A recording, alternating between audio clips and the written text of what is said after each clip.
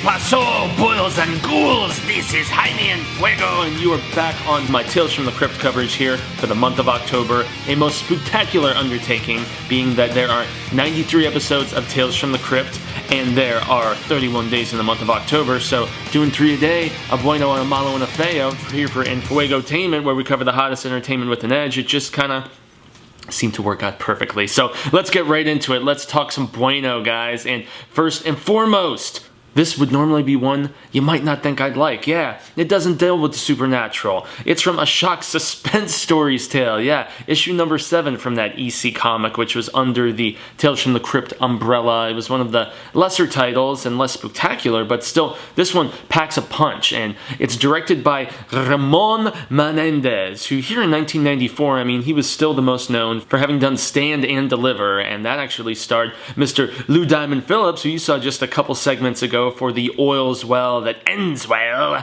That's right. And then there was definitely a MALO episode, but hey, nonetheless, I still like Lou Diamond. Doesn't matter what the hell he's doing. And so Stand and Deliver was good. And then you also had Money for Nothing, which was one that John Cusack was in. And so, yeah, Ramon Menendez, he directs this episode, and he brings a very interesting kind of, I guess, directorial touch as far as like balancing everything well, getting the best out of his actors, and he has a good crew to work with in this one. You got Benicio del Toro in a small role, but most importantly, you've got Terry O'Quinn in this. And modern audiences, yeah, we all know him because he won Emmys and just boatloads of awards for all of those seasons on Lost. Tremendous job there, but he actually originally like really cemented himself in the public consciousness with a late 80s horror flick called The Stepfather, and the sequel that just unfortunately could not live up to the shebang and the terror of the first one. But Roger Ebert specifically raved about him being like the most excellent or exceptional part of that film. And then he was also in Stephen King's Silver Bullet, the adaptation of that great 12-part, it was almost like 12 chapters, you know, a different cycle of a different month, and, you know, cycling of the moons and stuff, and great werewolf tale. Decent movie, not too bad. And then he was also in Millennium, which was a Chris Carter thing that was done after X-Files. Didn't quite gain the same popularity, but similarly awesome. It had Lance Henriksen on it. So, yeah, man, O'Quinn has so much, he's got great dramatic acting chops, and this is not one of those Tales from the Crypts that has, you know, some laughs here and there, and it's all good, and so on and so forth. No. This is about a public inspector, played by O'Quinn, and he's going down to try to shut down this strip club, and his daughter had apparently done some sordid things at one point, like photographs or filming or something. And so, long story short, the guy's definitely got a chip on his shoulder, and he's like, whereas the other guy took the bribes, I'm not going to do it, man. I am going to stand firm, and I'm going to, you know, shut these slime balls down. And so that's initially his plan until he finds out his daughter is losing her scholarship, getting booted out of college. And so what's a guy to do? What's daddy to do to save the day but to say, okay, you know what, I'll reconsider on that bribe. And everything is seemingly going well, but hey, I can't divulge anymore because there's twists, there's turns. You really, and it's another one where, you know, the directing really helped with the pacing. I mean, getting the best out of these actors in these scenarios where there was like kind of a building tension of sorts and an air of mystery, almost like a noir type, you know, spookiness to it at times. And yeah, good episode, man. And another person to make mention of is Mr. Scott Nimmerfro, who wrote one of my favorite Tales from the Crypts of the last few seasons, The Werewolf Concerto. He had a hand in the writing and production of Pushing Daisies, which almost had kind of like a horror comedy fantasy type vibe to it. Amazing series. It only lasted 2, but if you get the chance to check it out, you definitely need to. He was most recently directing episodes of Hannibal until it got canceled. Yeah, I know, pretty lame. And then also, he's done some work for Once Upon a Time, which has, I mean, certain fairy tales, man, they have a horror sensibility to them, a scariness. And Once Upon a Time is a great show. I'm not going to mess around. And Nimmerfro, by this point, was like one of the go-tos for Gilbert Adler. You know, just like, by this point, Adler's seemingly been running the show for a while, as I've mentioned on a couple segments already. And so here for the 6th season, you know, he's got his guys to fall back on if he can't get, you know, somebody new and, you know, exciting to kind of jump in. And that is kind of becoming the motif of this era here at the end of Tales from the Crypt. There's only one more season, season 7, and yeah, but hey, Nimmerfro usually brings it, and Menendez did a great job directing. Amazing performance by Terry O'Quinn, and so yeah, at the end of the day, it is most definitely the bueno. It got me in the feels, man. It really did.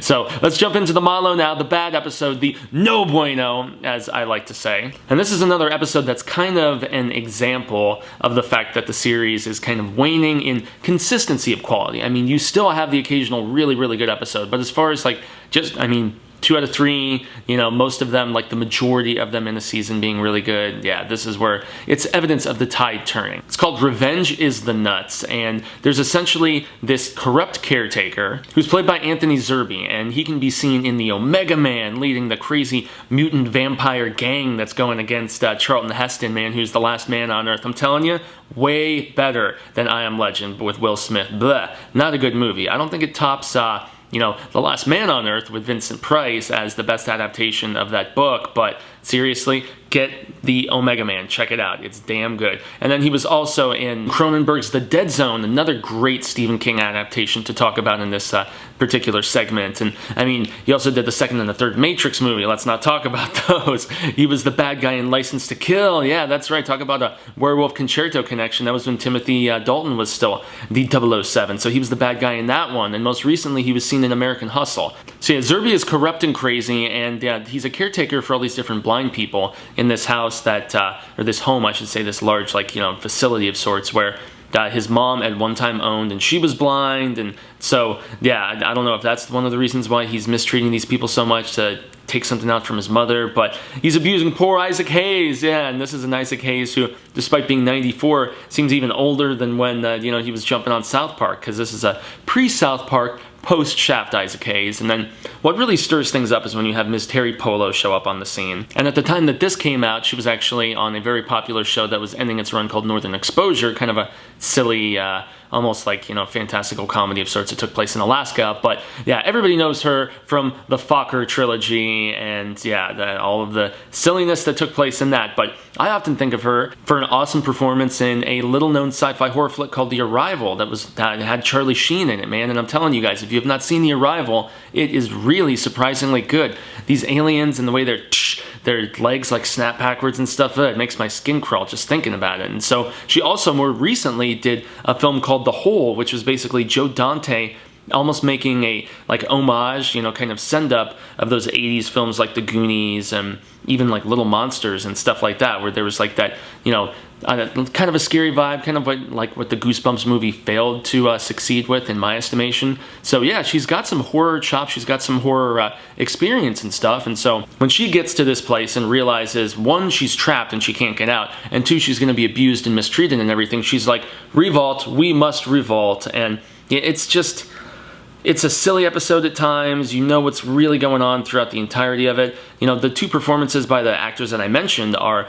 the, at least, positives of this Malo episode, but yeah, there's no real sense of dread or fear, even though, Zerbe is definitely a butthole. He's not, scary. It's a good performance, but it's not one that's really going to chill you to the bone or anything like that. And that's because of the way that he's written. He does all that he can with it. But, yeah, I can't mention the success or, the eventual outcome of their revolt. But, yeah, I mean, another thing to point out is the fact that this was written by a guy named Shel Willens, and I don't even think he'd ever done any features before or after. He did TV work for stuff like, Mr. James Garner, an amazing dude, for his show The Rockford Files, great show, and then he also did a little bit of the Brett Maverick Show, which I believe was a sequel to the original Maverick series, and still before the Maverick movie, which had Mel Gibson and Garner in it. But yeah, the rest was cheesy Miami Vice, Renegade, and stuff like that. So then, not so good in my estimation. And then directing, you have another nothing person named Jonas McCord,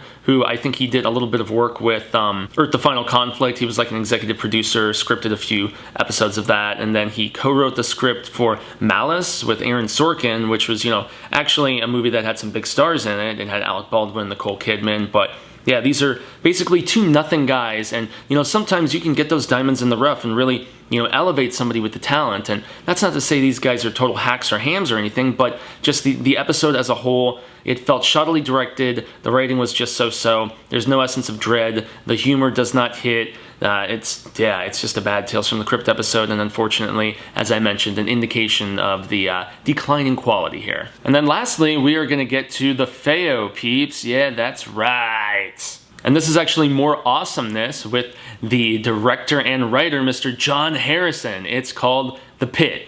Yeah, I know that's not really what you're probably hoping for, because we're talking like a pit where people are fighting almost like a cage or something. I don't know. I would prefer the pit from Mortal Kombat, but this one gets the Feo distinction because of the fact that it is so 90s. It just blows my mind. You've got these two rival martial artists or mixed martial art fighter, boxer, I don't know, whatever you would call it. This is probably a pre-UFC craze because this is 94, like I said, but the trash talking between, not the two fighters actually, but their manager wives is some of the most Feo, silly, ridiculous. I mean, it's so of the era, the back and forth and, the news segments, and it's got a very like pro wrestling type vibe to it with like, some of the, shoot pits that are going back and forth. And the funny thing is, the two guys who are being pitted for one last showdown with each other in Vegas, they don't really mind each other too much. You got Stoney Jackson, who was like a tiger teen beat dude that everybody thought was so cute, I don't know, and then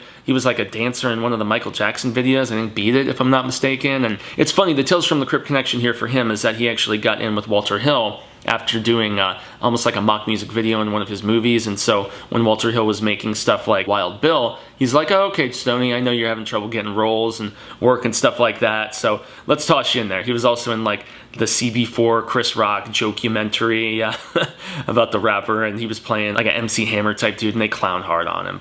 And then the other guy is Mark DeCascos. I'm probably mispronouncing that, apologies, man. But yeah, he was in Brotherhood of the Wolf, amazing thing, great, creature effects in that one, period piece, French movie. I think the creature effects, if I'm not mistaken, were done by the Henson Company. They look really good, the martial arts is great. That was actually a well-awarded and just a very cool flick. He was also in the Crow Stairway to Heaven, where he played the title role of that fallen rock star coming back, and so he's got some good stuff under his belt. I mean, hey, even the Mortal Kombat Legacy, where he played Kung Lao, was pretty stinking good, although don't get me started on his other video game connection for the Double Dragon movie with that dude from Party of Five. Awful, awful, awful. So yeah, this big fight that's being put together, it's ironically enough done by Mr. Wayne Newton. Yeah, that's right. He's one of the just like faces of Vegas, and he plays this like promoter, like fight, organizer type guy, and so he's the one working with the wives to just push these two dudes who have all of this history and all of this,